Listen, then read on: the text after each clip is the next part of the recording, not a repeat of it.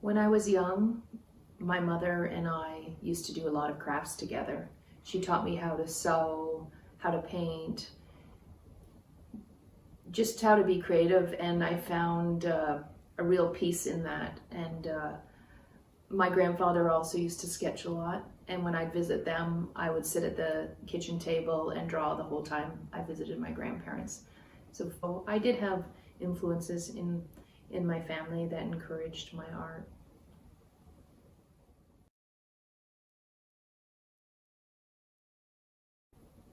When I was little, I was always drawn to be creative and use my imagination. I remember specifically in grade 2, sitting at my desk in my classroom with my teacher, Mr. Greer, who was a super creative teacher, and seeing his 5-year-old or 4-year-old daughter, I believe, painting at the easel that was set up in our classroom. And I had this longing that is where I need to be. That is what I want to do. I've carried that with me. I had such a feeling like that should be me painting over there. Also in that classroom, he took one of the drawings I had done and hung them on the classroom wall. So from a young age, I knew that this was something that I stood out for. Academically, I didn't excel, but in art I always did. And everyone around me sort of pushed that influence on me and reinforced it, either because I was really good, I'm not sure, or because I lacked in other things naturally. So to boost my confidence, people sort of put more emphasis on the arts. Regardless, it fostered the belief that I had a special talent.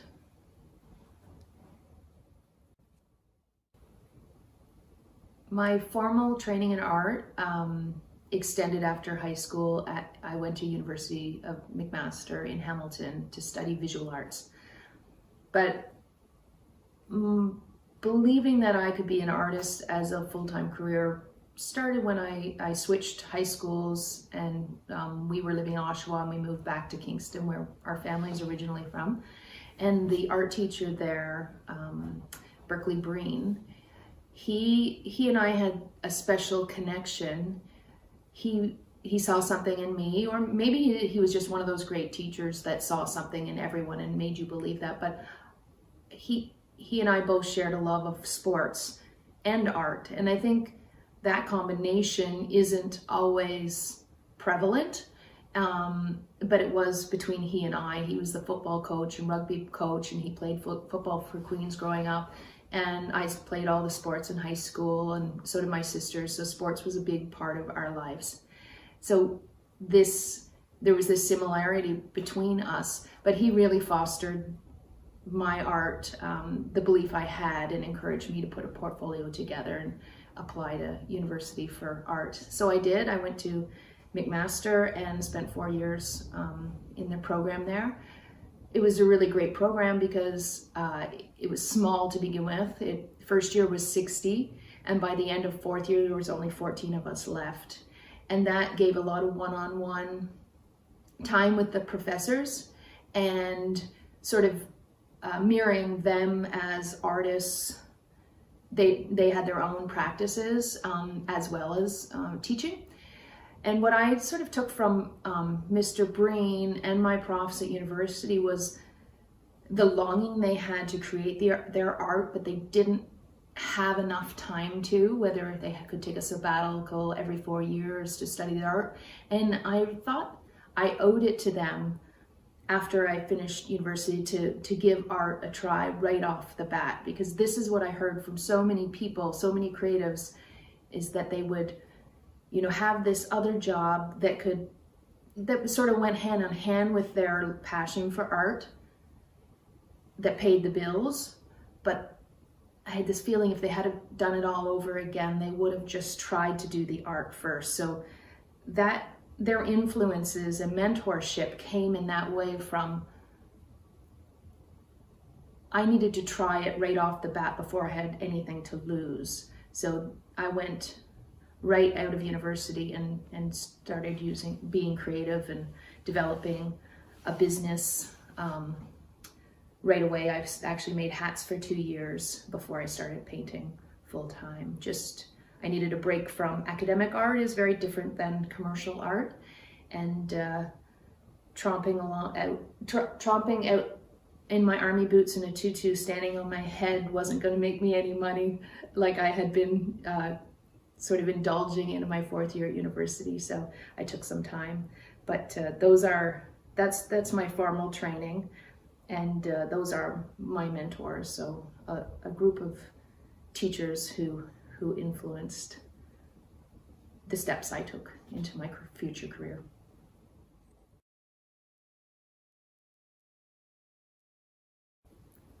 I've had many studios over the years. I've been a professional artist, I'd say, so creating to sell for 25 years.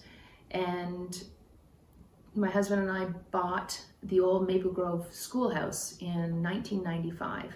And that's the year that I started painting,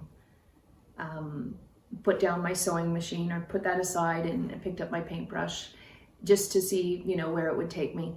And it was a 2-bedroom house at the time, so I used one of the bedrooms as my first studio. And then we had a child, and then another child, and somewhere in there we built a studio outside, like a garage studio space. And I was out there for about 5-6 years. And my husband's a musician, and he started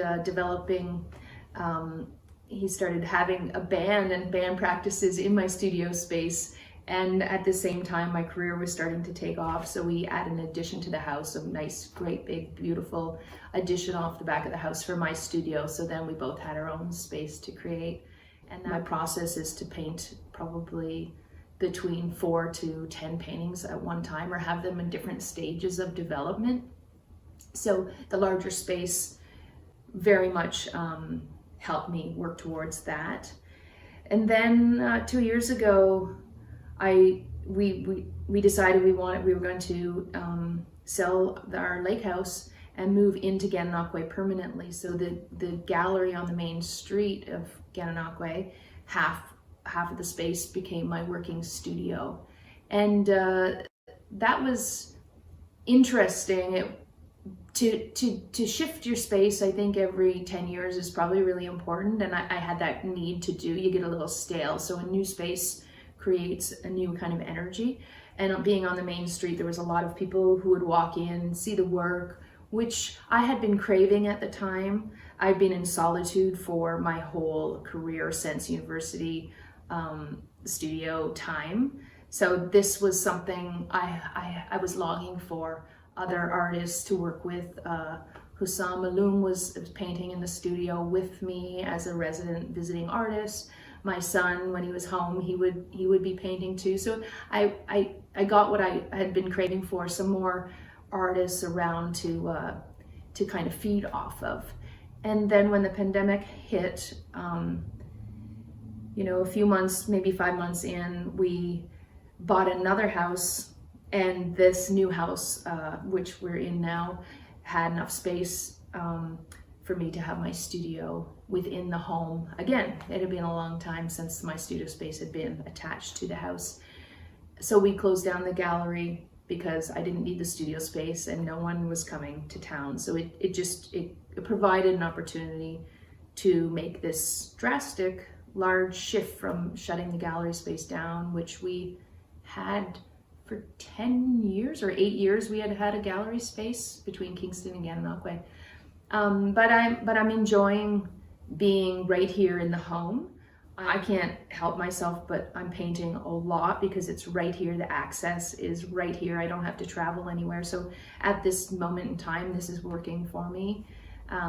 So I'm grateful to be here in this space. And it works well with my medium of choice. I'm an acrylic painter, so it's not oil paint, so there's no fumes involved. So that's always been important to me when I had a young family, and then that's just what I've developed. And I like acrylics because they dry so fast, so this helps my process. I'm very automatic painter. I like to create things, let a lot of chance happen, and layer and layer and layer, and allow the process to lead instead of me in my mind leading the process.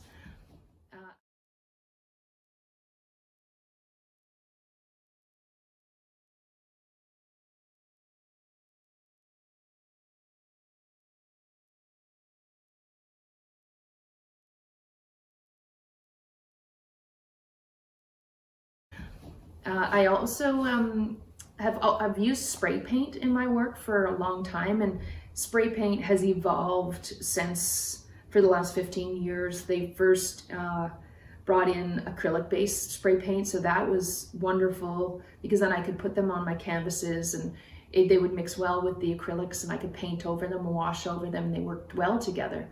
And in the last 8 years, the spray paint companies have made every possible color you would want in your palette available through spray paint. So this has changed how I used it. I only had a few choices before, and now I have every choice in the book, and they're made to use as an archival medium.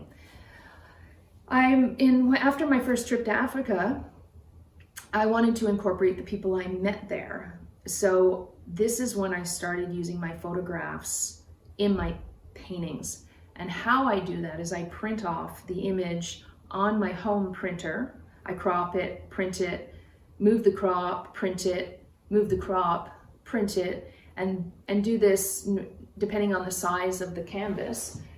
Like here, these are many pieces of paper printed off, and so paper and ink from the home printer are part of my process. And just in this last 4 months, I've started manipulating the paper, printing off sections of fabric and cutting them into different shapes. So now the paper is becoming part of my medium and my process.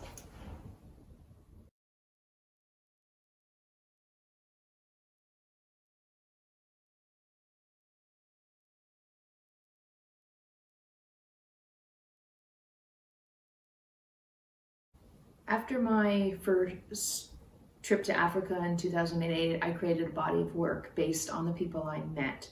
I created 40 paintings. It was from my trip to Uganda, and I launched this on Parliament Hill in support of World Malaria Day, the recognition of World Malaria Day.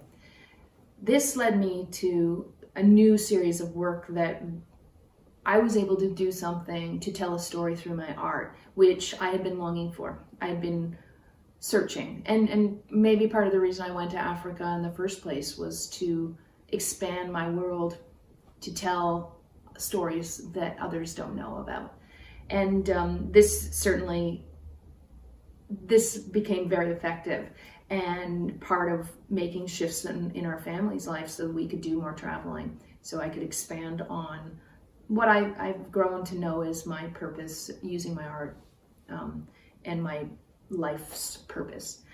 Heading into our second trip to Africa as a family this time, in 2011, we were spending a couple of months in Tanzania. Prior to that trip, I read a book called 1,000 Sisters by Lisa Shannon, and it talks about the women in the Democratic Republic of Congo, and it tells their stories, a group of many women and their stories are atrocious, and they're horrific and graphic and violent and really helpless. And I thought, I need to use my art to do something for these women. And my friend Karen Yates, she's a doctor, and we would be living with her in Tanzania, and she had projects there. So she too wanted to go to the Congo.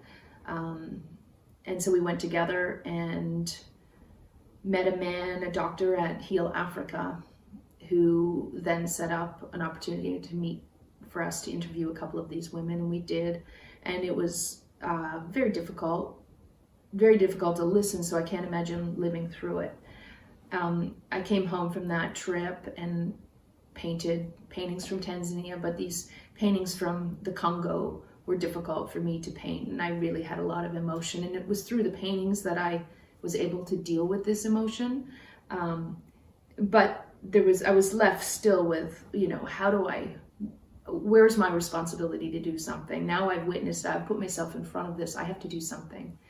Karen and I she ended up hosting an international nephrology conference at that same hospital where we were 11 months earlier. And I went with her as her traveling companion. And I sort of hung out around the hospital where the women were being operated on to repair their fistulas. And fistula damage comes from, a lot of times, from births and in unhealthy places and births gone bad, but unfortunately a lot of the fistula damage comes from rape, and the rebel groups have used rape as a weapon of war to control a village of people. You kill the man, you rape the women, and then you control the society. So these are the women I had met, and I had quite a few experiences that were life-altering, changing, trying to come to terms with how other human beings can treat human beings this way, and it's very layered. But I also felt, again, a responsibility. I needed to tell these stories because, the people I knew, people in my world weren't talking about this, and the things that I saw every time I returned from a trip were trivial complaints. And that took time for me to kind of sort through our existence to their existence and find a way for me to live amongst both. And I think through my art, I've been able to do that. On that last day of that trip, meeting all these women, I crossed over into the border of Rwanda in this town, a border town called Gisenyi, to the border town of Goma, where I was staying and visiting the hospital. And I met a man there who, at like a restaurant, cafe, hotel, where we were both using the internet. And we struck up a conversation and shared who we were and what we were doing and exchanged emails. And he started emailing me about the 16 children, orphans he was looking after, and telling me about the women and the women's stories and how important it is to tell those women's stories. But he said, do you know what happens to the women who don't live? What happens to their kids? And then that these are the actual kids he was looking after. So I realized the women's stories are the children's stories, and he's kept educating me. He never asked for anything, but he told me about the realities of where he was living with the children. They were living in a shack, and they were going to be evicted because the owner of the land and the shack were going to tear it down, and then they wouldn't have anywhere to live. So on the day that the M23 rebel group invaded the city of Goma where they were staying, I had an overwhelming urge that I had to do something. Like, my whole body was just couldn't resist, I couldn't not do something. But my mind was telling me, you only met this man for an hour, how can you trust him? And this isn't rational. But my intuition was telling me, this can't be how you move forward. So, using my art is what I wanted to do, and I asked the universe to use me just the day before I met Kazubu. So I listened, and I put in an email to some friends and family, and by the end of the day,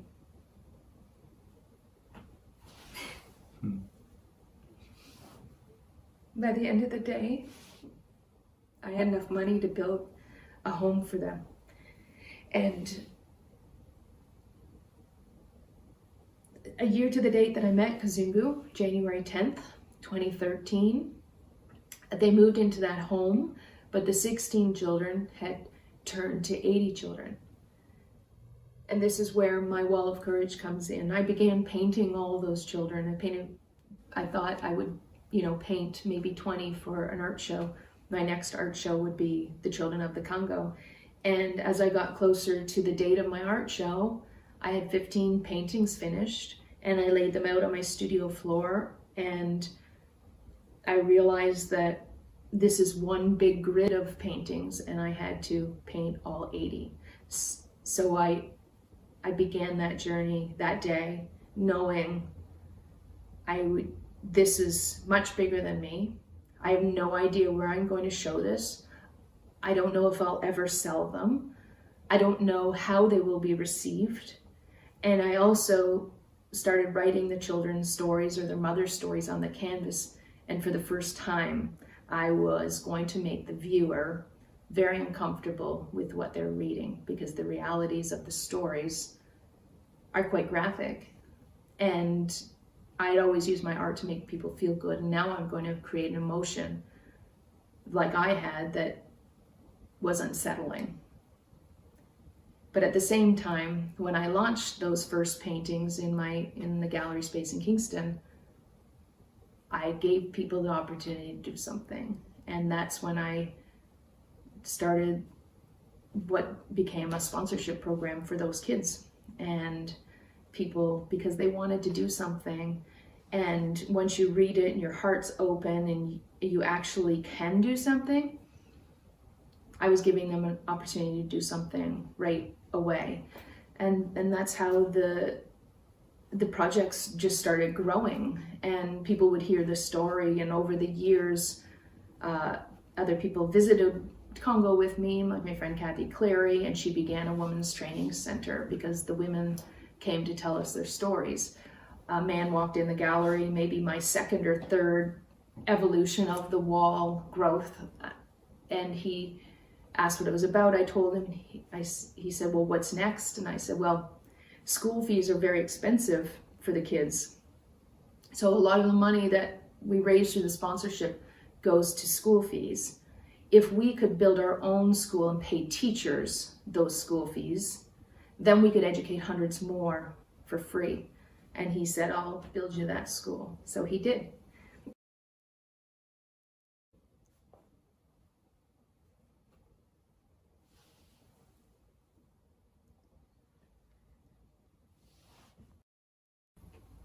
So the Wall of Courage, creating the paintings, all the 80, took me 3 years.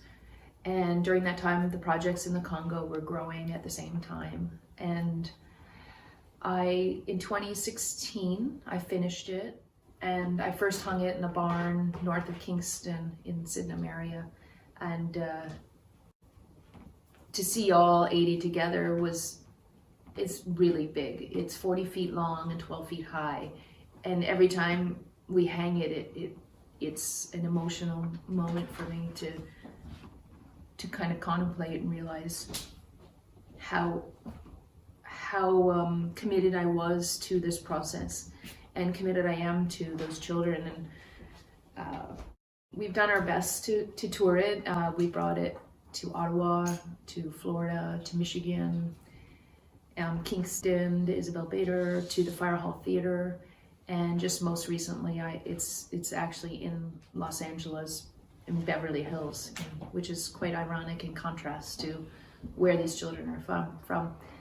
But that, to me, is the goal, is to take those kids, have them be seen, as many people as possible. Because once you're seen and heard, you matter. And I think a lot of these people who feel voiceless, and all I can offer is a voice for them through the medium that I use.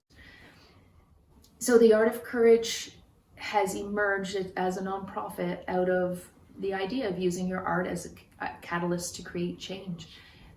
All the projects that have grown, the artwork that I use and now continually am growing to expand, to tell stories, is the Art of Courage. And this is how we raise funds to look after the 80 children who have now turned into 140 orphans that we, the Kazungu, the man in Congo, who I met that day, look after. And also run the Jonathan Holiday School, we have other projects and sister projects that I have now friends. Another friend, Vicki Pearson, is building a school on Idjwi Island. It just doesn't stop at the one thing, because the need is continuous. But the quality of life is getting better. And this is where the hope lives. And this is what inspires me. One of the original 16 orphans, her name is Lucian. She's now 18, 19 years old. She's taking photos for me.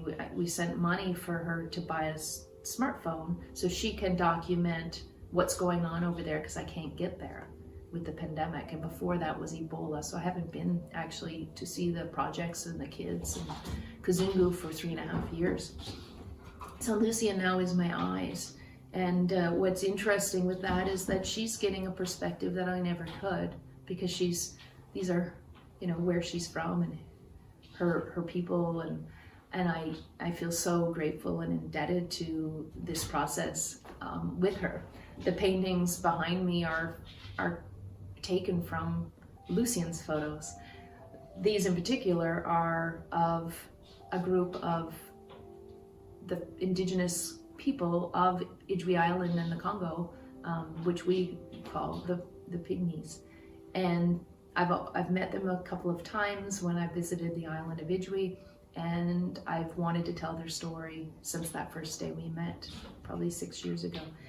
So I've now, through Lucian's eye and her capturing images, I'm able to incorporate her imagery and the moment she's captured into my paintings to tell a story about these people who are so important to the earth and it's completely tragic that we don't honor them as we should. They're living below any sense of dignity or below any kind of poverty level you can imagine. And they exude something that we're missing, this connection to the earth, this joy, this wonderment, song, laughter, because they haven't lost that connection to the earth. But we don't know about them, or if we do, we're not honoring them as we should. So this is what my next series is about, and that's why I'm painting them as saints, or like a spiritual figure that we should be honoring in a church, like we would in a church with stained glass and golden halos. So I'm lifting them up so we can look to them for the answers we need.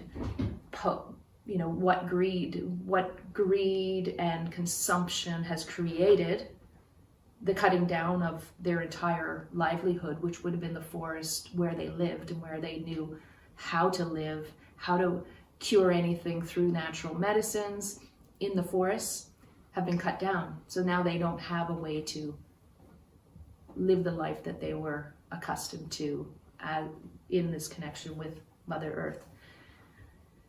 So it's telling that story in contrast to what has created that problem. Well, it's the greed for more wood, it's the greed for minerals, it's the greed for oil, it's the greed for more consumption. And I think they can tell that story just through their existence and the decline of their existence. But I want to honor them and that's why I'm showing them this way, because this is how I feel about them, and I do believe that they have everything to teach us if we would just listen, because we're not getting it right. So this is how my art has evolved. I never know where it's going to take me. A lot of my work recently is about equality for young women, or women, the equality for humans. And I have been painting the girls who were on the Wall of Courage originally. Now I painted 5 of them in their power as superheroes.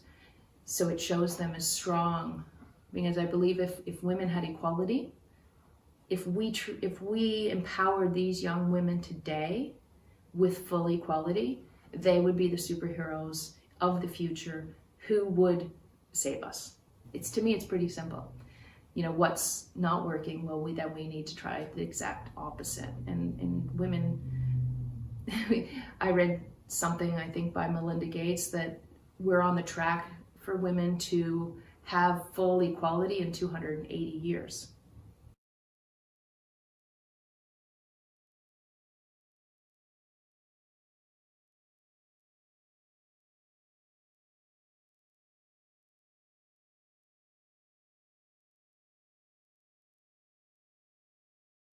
To me, that boggles my mind. My grandchildren won't even, my granddaughters, great granddaughters, won't even have equality.